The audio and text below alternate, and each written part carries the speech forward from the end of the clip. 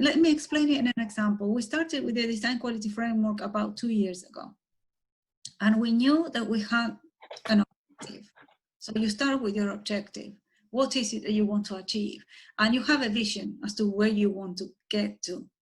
What is it that you want to transform or change or gain from the whole process?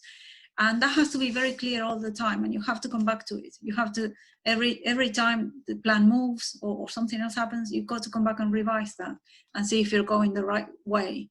And there might be times where you're going off to something else that came up and it sounds very interesting. And you can then branch out and create a parallel project for that, which is what happened with GoPlace within the framework.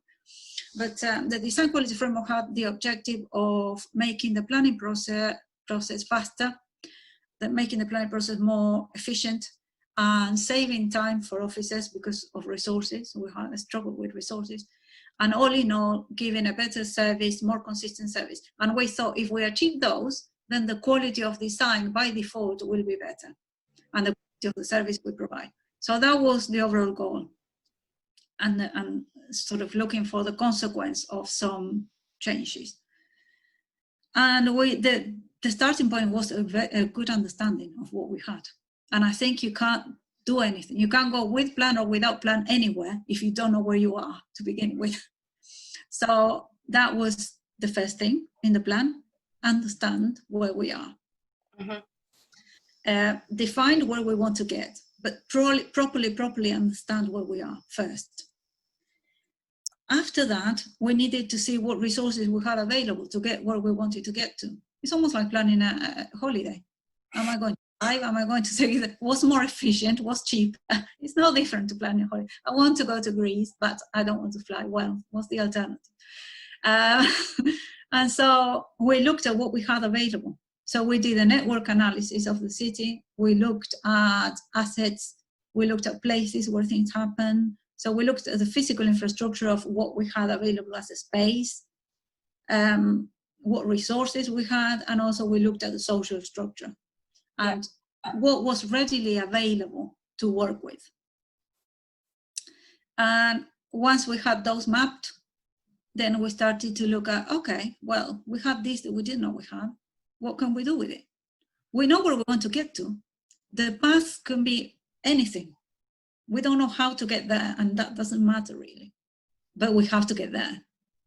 And that's how we planned it. So we started, once we had everything mapped, it was actually very physical. It was a big piece of paper on the floor, and we started to put stickers and things and post-it notes of different colors and try to think, okay, we have a community group here doing some gardening, community gardens. We have some local food chains there that want some local produce. We've got some, and we are talking about the planning system, but that's what we have.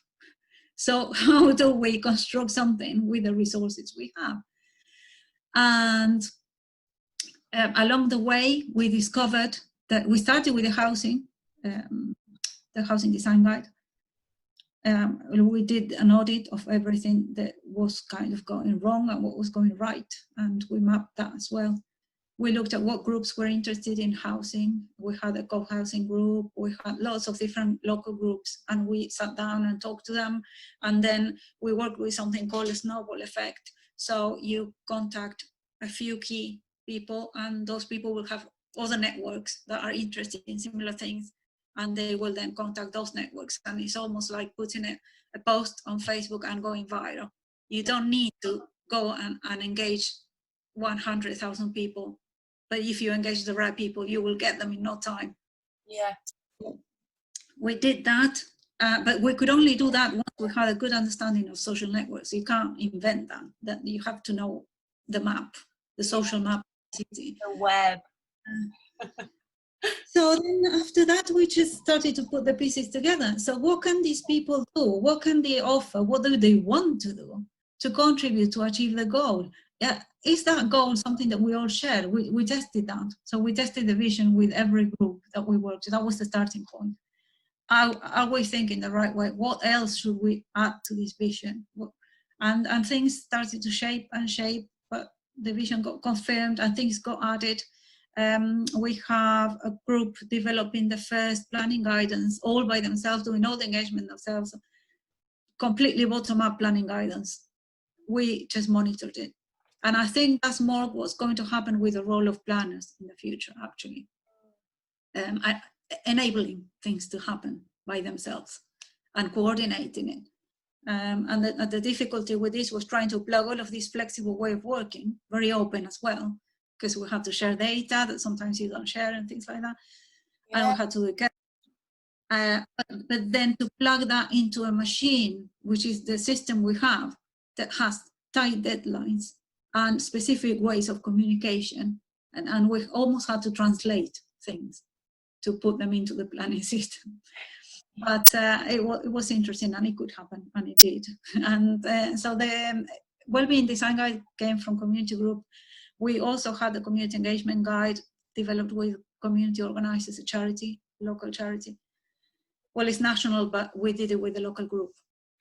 And we had co-place was one of these things that when we started to go through this adventure of finding out what we could do with what we have, we realized we could do a lot more than we were doing, a lot more. There was so much capacity in there, knowledge that we were not using. So we started to branch out, and several projects came out of the design quality framework and developed by themselves into something else, very popular as well. But we put groups together and they went off to do their own things as well. So it's almost a hub. You chuck it all in place and see what happens. Yeah,